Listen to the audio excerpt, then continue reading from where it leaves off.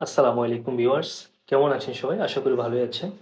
তো আজকে পরিবার পরিকল্পনা অধিদপ্তরের এফডব্লিউবির একটি আপডেট নিয়ে এসেছি।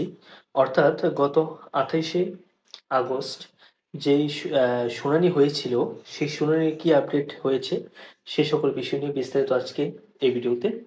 তো মূল ভিডিওতে যাওয়ার আগে সকলের কাছে আমার ছোট্ট একটা রিকোয়েস্ট থাকবে, চ্যানেলে নতুন হলে অবশ্যই সাবস্ক্রাইব করে রাখবেন এবং পাশে বেল আইকনটি প্রেস করে রাখবেন। ভিডিওটি বেশি লং করব না। তো প্রথমত হচ্ছে যে পরিবার পরিকল্পনা অধিদপ্তরের পরিবার কল্যাণ পরিদর্শিকা পদের অর্থাৎ ১০৮০টি পদের বিপরীতে যে মামলা হয়েছিল, রিট হয়েছিল, সেটির শুনানি ২৮ তারিখে গিয়েছিল। তো এই ২৮ তারিখে শুনানিতে কি হয়েছিল? অর্থাৎ এই ২৮ তারিখে শুনানিতে যে বিষয়টি হয়েছে, তার আগে আমি একটি কথা বলে রাখি।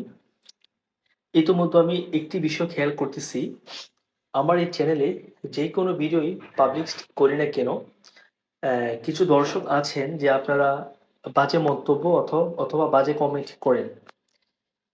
মানে আমার কমেন্ট অপশন হাইড করে রাখতে হয় শুধুমাত্র আপনাদের জন্য। প্লিজ আপনাদের কাছে আমার একটা রিকোয়েস্ট থাকবে, আপনাদের যদি আমার ভিডিও দেখতে ভালো না লাগে, অবশ্যই আমার চ্যানেলটি আনসাবস্ক্রাইব করে আপনি চলে যান। দয়া করে আপনার আমার ভিডিও দেখতে হবে না। অর্থাৎ তারপরে কিন্তু আপনি কোনো বাজে কমেন্ট করবেন না। আমি আবারও বলতেছি, আপনারা যারা ভিডিওটি দেখতেছেন বা দেখছেন, সকলেই কিন্তু এডুকেটেড পারসন।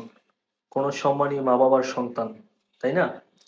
দয়া করে আপনারা কেউ কোনো খারাপ মন্তব্য, খারাপ কমেন্ট করবেন না। শুধুমাত্র আপনাদের জন্য আমার কমেন্ট অপশন হাইড করে রাখতে হয়। প্লিজ যদি ভালো না লাগে অবশ্যই আপনি চ্যানেলটি আনসাবস্ক্রাইব করে আপনি চলে যান। আপনার আমার ভিডিওটি দেখার প্রয়োজন পড়বে না অথবা আমার ভিডিওটা আপনি দেখবেন না। তারপরও দয়া করে বাজে কমেন্ট করবেন না।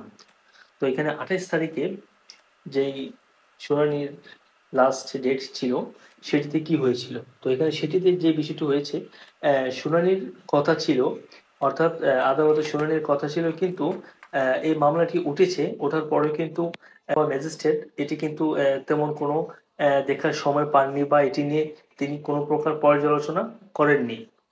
তিনি আবার পরবর্তী শুনানিতে দেখবে বা পরবর্তী তারিখে দেখবে এমন বিষয়ে মন্তব্য করেছেন।